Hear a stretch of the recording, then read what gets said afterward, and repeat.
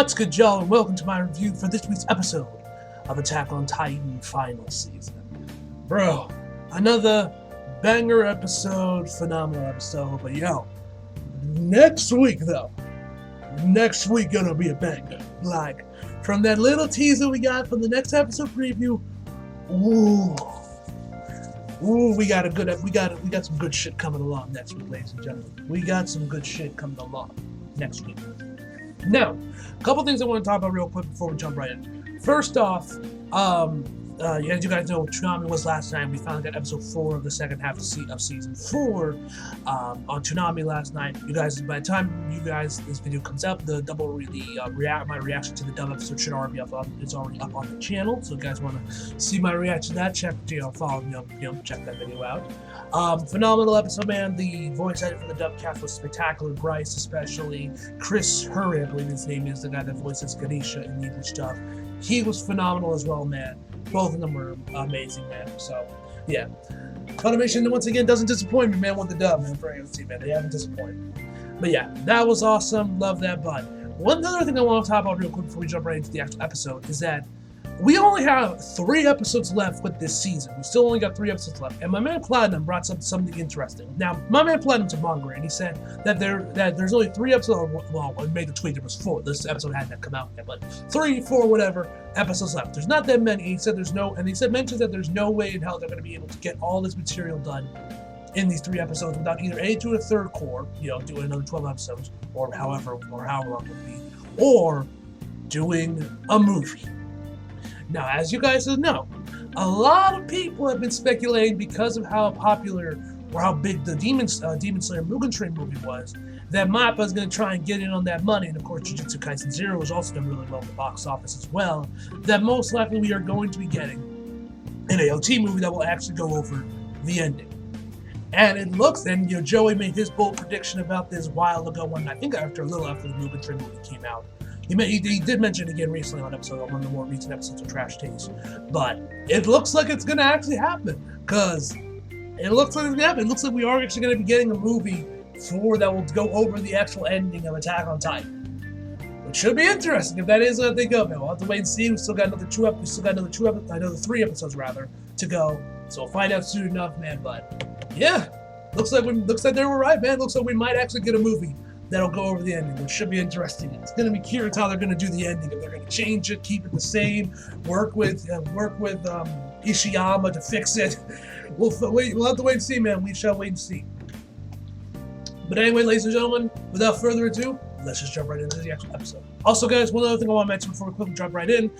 If the review ends up coming out a bit later than usual today for this week, that's because Revolution is going to be is tonight, and obviously I'm going to be watching it. So hopefully I'll be able to get my review done, or at least get the audio done by the time Revolution starts.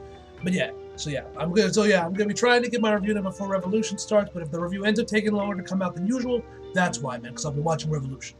Anyway, now let's jump right into the actual episode. So he starts episode off with Daydream flash forward. Honestly, with this series, I have no idea at this point. With John, some narration where he's like, of course, I want to get prime real estate in the Central. And so he's like, I have earned the right to live a good life with my wife, my kids, my grandchildren, and drink the greatest liquor known to man. And so we see this older Jean. He looks a bit older. I think his beard is a little bit bigger, a little bit more bigger, I guess. I don't know, fuller, I guess, this time. But when we see now, at first I honestly thought this was another flashback back to Ganesha or something else, or maybe even Eren or something, because we saw this baby, and the baby looked a lot like baby Eren, which we saw a couple weeks ago, or a couple weeks ago when the show was airing on Toonami. Anyway, but I at first thought this was maybe something to do with Eren and Ganesha, but it was actually John. But the interesting thing about this little daydream flash forward, whatever the fuck this shit is that John's wife, I say that in quotations, looks very similar to Mikasa. Now, we never see her face, but from the hair and everything, it looks like Mikasa. I don't know, man. I don't know. Maybe, I don't know. Does John had like the hots for me because I forget if he ever did, man. It's been a while. Like I said, it's been a while since I've seen like the first season of AOT, man. I forget if he did, but yeah. It could be someone else, but it looked very similar to Mikasa, I noticed. Anyway, so once we get back from that, we then get back to we are then brought to current times where you have Hanji banging, like knocking on the window, telling John like, "Hey, John, we need to go." And John's just covering his ear and closing his eyes, like, "Nope, I did not notice that. I did not hear that. I did not see anything. Just stay here. Just stay here." Because you guys know, like, because as we know in the last week's episode, he could, if he stays in the Survey Corps, if he stayed with Flounge, he could have obviously gotten that prime real estate he wanted to, and obviously get the wife and kids, and drink all the top shelf liquor that he could ever, that his heart desires. But eventually, of course, he ends up following Hanji and Mikasa and all where they're going. So, yeah. I mean, hey, maybe John will still get, after all this is said and done, he maybe still will get that prime real estate central and drink all the liquor he wants. We'll have to wait and find out, man. Either the last couple episodes or in a fucking movie.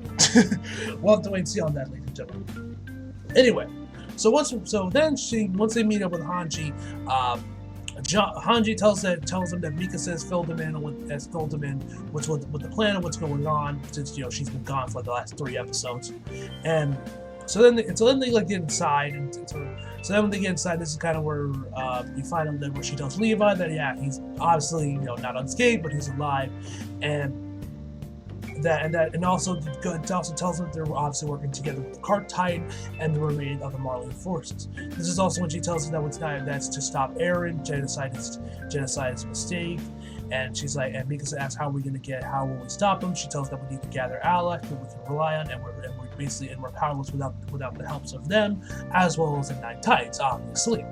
So, and obviously going over the chain of the command has already been wiped out, no longer superior, and with that in mind, I don't know what she was actually going to say. I don't know if she was going to ask like maybe Mikasa to take command or whatever, or what, but either way, Mikasa interrupts her and tells her that she's in and that she wants to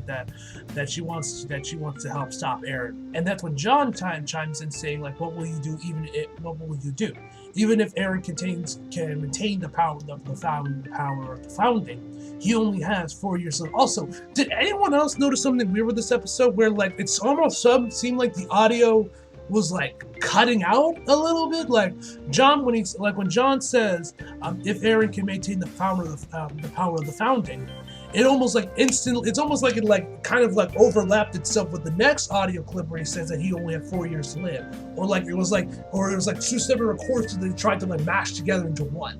Did anyone else find that weird, or am I just going crazy? Because it sounded like they were almost like overlapping at one point. I don't know if any of y'all picked up on that or noticed that, or maybe it's just me and I'm just going insane. But that's something I kind of noticed. I don't know, like I said, I don't know if anyone else feels that way or not. But regardless, so anyway. And that's what he asks, what will happen to the island after that? The world still, if for decades to come, as far as the future, the world will still continue to loathe us, then stopping Eren would also mean leading this island to its doom, because we all know he's doing it to protect the island. But once the rumbling's done, they stop them. What's stopping them from just getting the revenge and slaughtering everybody on the island? So that's when Hanji goes back in saying that the Marleys assume that the rumbling took place right after the invasion. So at the very least, they won't lay their hands on the island for some time. And that's when he quotes Willie Liber's speech, saying that it will just stir more rage in the speech. And she says, "You may be right. Either way, even if the island is destroyed, we'll get at least a few years to spare." And so that's when John Stench is but the last time we just tried to bide our time and just use the time we had to figure something out, we couldn't figure out shit, which I believe he's referring to the what was it, 3-4 year time skip that was happening between the ends of season 3 and season 4, maybe 1 year time skip from the end of season 3 to the beginning of season 4. I'm assuming he's referring to one of those two timelines. That's when Hanji starts to get a little heated, saying genocide is wrong and that there is no reason to command such an act. That's when she apologizes, says she shouldn't have shot. Also, this is when we start seeing the credits pop up. So we ended up not getting the OP this week, and she goes on about this is all because of her idealism, and it might be howling about it, but she was trying to run it away, abandon all this to forget it all and just survive. But she's still the commander of the Survey Corps, and And many of the comrades who dedicated their hearts for the freedom of humanity didn't end up knowing that there even was humanity, outside this island. This is when we start to get basically see all of the different soldiers that I assume have passed away throughout the last 3 seasons of the Attack on Titan. Obviously, with the first 2, obviously with the one that's in the middle and prominent is obviously Erwin, and this other guy who I'm pretty sure he was an important character in one of the previous seasons, but I also forget his name. He does, because he's the only other one that gets some major screen time in this thing besides Marco and Erwin. So I assume he was an important character. But yeah, if any of you guys remember who he is, leave it down in the comments. Because like I said, I completely forget who he is. But anyway, that's when John sees Marco off in the distance. That's when he says that he is still a member of the Survey Corps.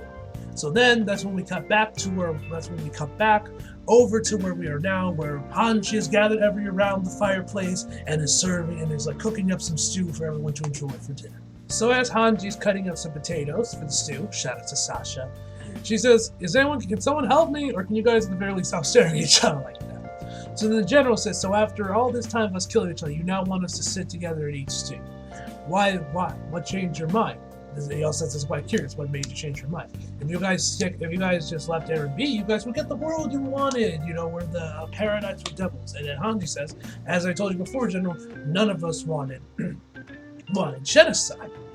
And so then he says, oh, so you now see whose side justice is on. And then John is like, justice? What are you talking about? Justice? Where the whole reason that we've been fighting so hard because of the fight of the Titans, you guys keep sitting at us because we wanted to survive. And now you're telling us that we're devils for just wanting to survive, and that's something only a devil would do? You old kid, you said you geezer or you old man or something like that. And so as he takes a swig of his drink, he's like, you guys do look like devils to me. And then he says that now that all of our worst has been proven true and that the world is now on the brink of destruction, this is a result of your struggle, isn't it? And so then John says that, listen, if Eren didn't watch his mom get eaten by a Titan, none of this would happen. You people forced him to use the rumbling. He's like, oh, now you want to talk about history. You want to talk about history. And so then then the general says, which by the way, if you were listening closely, you can actually hear the boiling from the stew is actually getting louder and louder as their argument continues on, which I thought that was a really nice touch there. I thought that was really, really cool. But anyway, he mentions that Eldia were the first ones that Eldia were the ones that struck first, and they were the ones that put Marleya through hell first. And then John says, like, Jesus Christ, how long are you gonna play the victim for something that happened over 2 millennia ago? And he's like, oh Christ, it's like I'm listening to children, like I'm talking to a child. Which this was even funnier because as the general was saying that, like he was talking to a child, the camera pans over to Gabby Falco and Reiner, which I thought was hilarious because you guys remember back in the first half of season 4, with the Gabby had her whole argument thing with Kaya about you guys are devils because of what happened 2,000 years ago and all that shit, man. So I thought that was pretty funny that the camera pans over to Gabby as he's saying that. Man. I thought that was funny. But anyway, he says not. But anyway, he continues on saying like nonsense like that doesn't hold up against 2,000 years of real history. He's like, what did you just say? And then we get back to Hanji's like, all right, that's enough. Hearing you two argue about something that happened 2,000 years ago when you weren't even there bores me. Gotta love Hanji, man. Gotta love Hanji. Hanji says that John, our very existence in general, perplexes him. We are devils that have turned away from our paradise just to help the people who just tried to eradicate us. We've been in the outside world for over several months now. We can never go back to being those ignorant island devils. So, this is when we get to Annie and Mikasa, where she asks him, like, can you guys kill Eren when the time comes? Because obviously we need to stop him. And obviously Annie's like, we're probably going to kill him. And Mikasa tells her that killing him isn't the only way to stop him. She's like, of course. I knew you would say that, Mikasa. And she says, do you think the guy would be considered that easy who wants to obviously kill the entire world? So what would you do if he refuses to stop the genocide? As to think of Eren as an enemy, turn you all into idiots.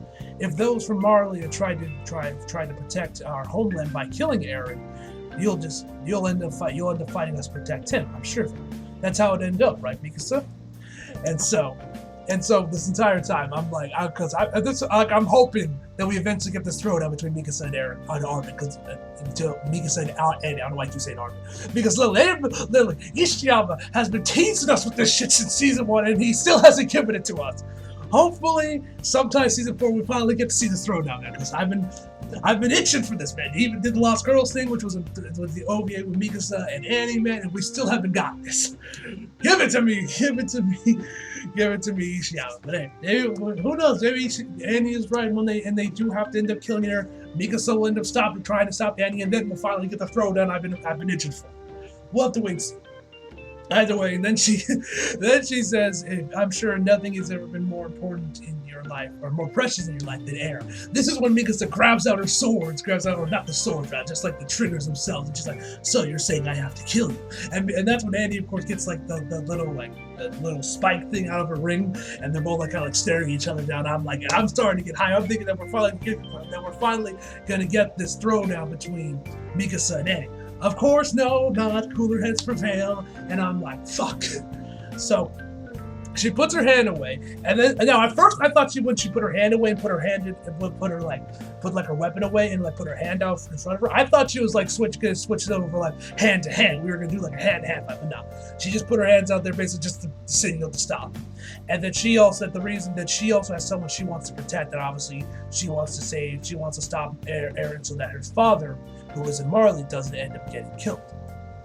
So Mikasa says fine, she leaves, and that's when Hanji starts hitting the bowl thing, whatever it's called, and Stu, and says, hey, Stu's ready. So then we find out that as everyone's eating, we find out that even as the horse get like full night's rest and everything, it will still take them 5 hours to go at your full speed to eventually reach the harbor. So then the general asks Yelena where Eren will be going to, and she's like, hell if I know. And if I did, why should I tell you? He tells them that Eren has doesn't know anything about the mainland. Obviously Yelena does. You would have told him something, and he would probably need some directions of where he was going to take his tights first. You must have some guesses, right? And she just calls him a shithead. And she says, and then when we get back to her, or cut back to her, she's like, why I ought to help you Marley and shitheads. And then we see Annie, she's like, remember, we're the ones that decide whether you live or die. John tells like, oh, spoiler, she's eager to die. Connie mentions that aren't you fighting Marley to save your homeland? Are you okay with getting it trampled? And then the general says, Yelena. And this is when we get another big bombshell, a big bomb drop right here, ladies and gentlemen, where we find out Yelena isn't part of any Marleyan nation or anything, or some nation that was annexed by Marley or enslaved by them, that was imprisoned by them. None of that shit that she's been spinning throughout this entire series is true. Where we find out that she is a Marleyan shithead just like the rest of them are. And Peak says that you really outsmarted Librio, so we did some digging into your past. And she was born into a perfectly normal Marleyan family, not from some annexed nation that was annexed by Marley or anything like that. It wasn't until a little after Zeke and after being disillusioned by Marley that she finally crafted the story of her and the prince being the ones to save the world. And so Yelena then starts petting Peak in her Titan form, because for some reason throughout this entire episode, even though they're basically just stuck in one place and just chilling eating dinner, she's still in her Titan form for whatever reason. I don't know why she is. I don't know why she doesn't just come out, but whatever the case may be, she is still in her Titan form. Anyway, she says, are there any sweeter words and more alluring than that to save the world? You give up yourself to the sublime, excellent ideas that will save hundreds of millions of lives, and gulp it all down as if to wash away all the hatred you felt in the past. That's how all of you look in my eyes right now. And one thing that I really like about this part, as she's saying all this, they keep cutting from all the different guys that are in there. We all kind of see their eyes and just kind of how they're overall sitting in the situation. Some of them have most of them are kind of like looking down at their food. But it's like kind of interesting to see how they're like. Some of them they're like, perfect posture, they're just fine. And then you guys got ones like Gabby where she just looks fucking depressed. Not Connie. Falco, he's like his arms wrapped around his lady. He's not even holding the food. Everyone else, most of the Survey Corps members are more or less just looking down at their food. Which I really dug this scene. It was interesting to see how each one of the different members are all sitting as Yelena is saying all this. So then after that, she says, well, now let's take a quick look into the past. So then she kind of goes over like what each person has done. Where like obviously with Reiner, it's all the people he killed when he breaks through the time world to the first episodes of season 1, or the first season of Attack on Titan. And then with Annie, of course, it was like you mentioned, she killed a bunch of Survey Corps members, and there was people in one of the districts, which I believe is when Annie and Eren had their fight in the second half of season 1 with the female Titan arc collection. And then she kind of mentions Armin, how surprised she was about Armin, because of how mild-mannered he is and nice. You don't think of him as a murderer. You don't think of someone that would have a high body count that isn't Titans. But obviously she mentions that your military accomplishment should be relative to the mountain of corpses and to the mountain of corpses you caused from obviously when he turned into a Titan in the first half of season 4 for Eren's plan and everything, and obviously raised that harbor. So yeah, which is kind of interesting. I think we were all kind of surprised when Armin did that, honestly. So she mentions what happened with Armin and all the people that, and probably also knows he probably killed when he turned Titan, because we know the steam from the Colossal Titan burns motherfuckers to crisp, as we saw with Armin in season 3. That man, damn, he was burned. How that man didn't die instantly from that, regardless. That's a conversation for another day. Anyway. But she also then mentions John. She mentions John, and which I was like, I'm almost surprised, like, what John? What the hell has he done? And he mentions how even that about him throwing a Thunder Spear at Falco to defeat the Kark Titan. But I think we were all kind of surprised about that one. Wondering, was he going to do? Is he going to miss it? Which I believe he ended up missing, if I remember correctly. He ended up missing his target by a bit, because obviously Falco was there and he isn't going to kill a kid. So you had that, and then as this is going on, John is like, he finishes up his food. He's asking Hanji for seconds. She says, oh yeah, sure. And all is good, man. All is still good. He's saying, oh, thanks, Yelena. You were trying to air out all our grudges so that we can get our minds straight, weren't you? Right when your dream you were so committed to was blown, that you blew your friend's brains out just to attain, ended up failing, and now your wish is death. And everything's good. It looks like so far everyone has kept the peace. But no fists have been thrown, no guns have been drawn, no swords, no nothing. Everyone is just chilling, eating and eating. But no, Yelena still had to stir the pot a little bit. Just had to stir the pot. Which is, oh right, I forgot someone. What was the name of your friend that got killed? Marco, right? And she tells, and then of course she starts asking, oh, did you ever figure out what happened to him? The truth behind his death? Didn't you say Annie had a hand in that? And that's of course when Annie says that she took his ODM gear, which I believe we saw this season 3. I think it was. No. It was probably season 4. I think it was season 4. I don't know. I don't remember for certain. Correct me if I'm wrong in the comments, but I believe it was season 4 when we actually got to see Marco's death. But anyway, and so Annie tells them that she took his ODM gear, but then Reiner interrupts her, says that she was only following his command, and that what happened was that he overheard the conversation with Bertolt, and fear of their cover being blown, he threw him on top of the rooftop while he was in midair, held him down so Annie could remove his ODM gear, and of course let him get eaten by Titan. So obviously their cover is still good. Then the interesting thing is that everyone is, and then he asks, and then John asks him, did Marco say anything in his last word? He says, we haven't even had enough time to talk this through. And he says, yeah, we haven't had enough time to talk this through. It's still not, and Hanji comes in there saying it's still not too late. We've done so good. We've been at each other through all this time, but yet at the very least now we're talking about killing each other. Isn't that something? Whoever thought that would happen?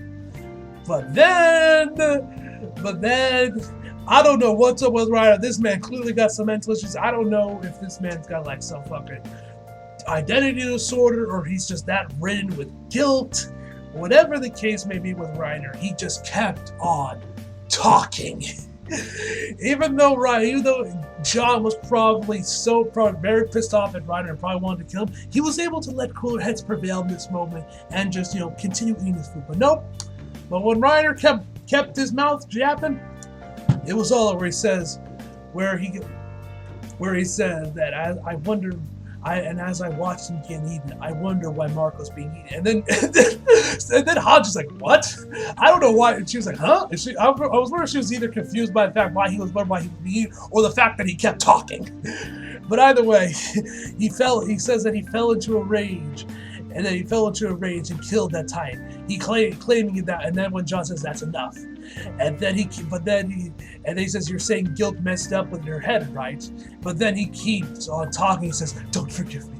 I really am just a helpless." And then Jon loses it, man. He just sprints over to Reiner and then fucking sights him up, punches his ass before going full on Matt Murdock on his ass, beating him to a pulp, man. And like, shit, this man fucks his face up real good too. And so then, of course, you had Connie and Armin like holding him back, and like, my man wasn't done. He was still kicking at him too. Like, it's like, oh, I can't use my fist, or they'll just use my leg. He just starts kicking at him and kicking at him.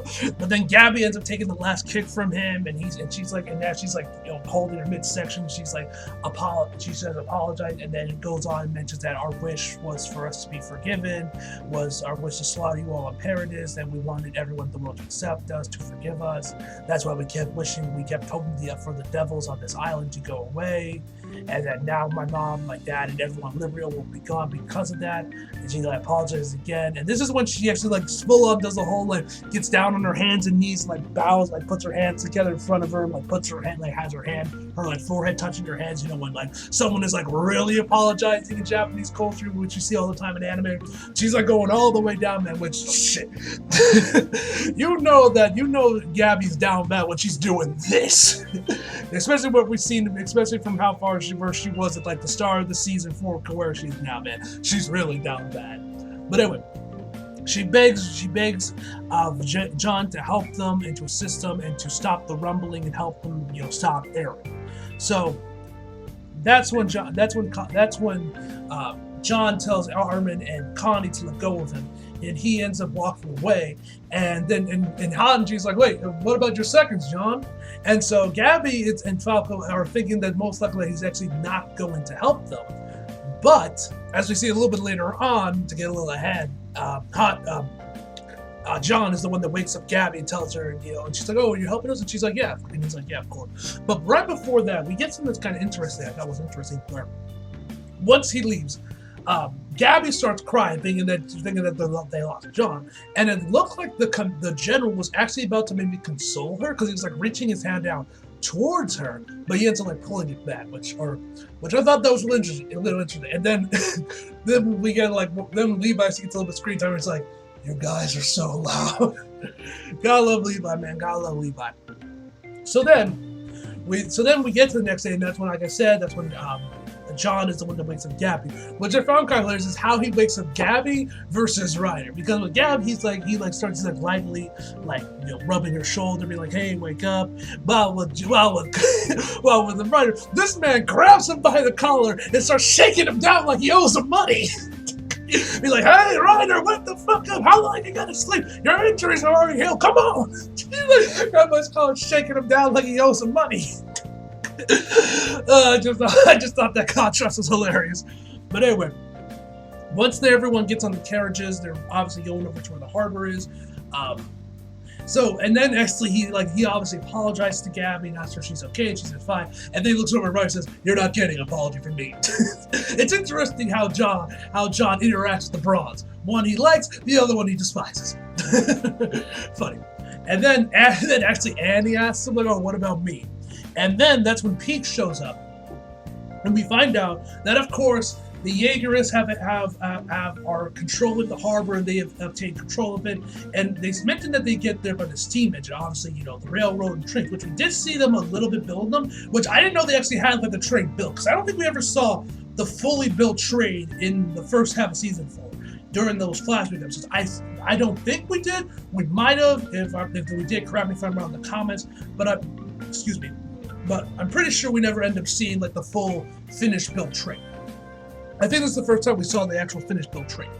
And so we end the episode off finding out that they have had anti-Titan weapons, they're ready for battle, and Flouch is the one holding Amabito, I think the chick's name was, or the family name, I forget her name, is holding her hostage, and that's when we get to the credits. Obviously, we can tell from this and the next episode preview, next week's going to be a fucking banger, very action-packed. I can't wait for it. Hopefully, that's when Flouch finally dies. I can't stand this guy. I want him to die. Hopefully, I finally get my wish next week, ladies and gentlemen. But anyway, guys, this was a phenomenal episode. A lot of great shit in it, man. And overall, like always, guys, my final verdict for this episode is going to be a 10 out of 10, ladies and gentlemen. And so, yeah, looking forward to the next one that comes out. Should be good. Hopefully Flouch dies. But anyway, guys, I'm gonna give premiere for Revolution. So hope you guys enjoyed the video. Leave a like if you did, subscribe if you're new. Follow me on Instagram and Twitter. Follow your links in the description box below. And as always, come back for more. See you guys next time.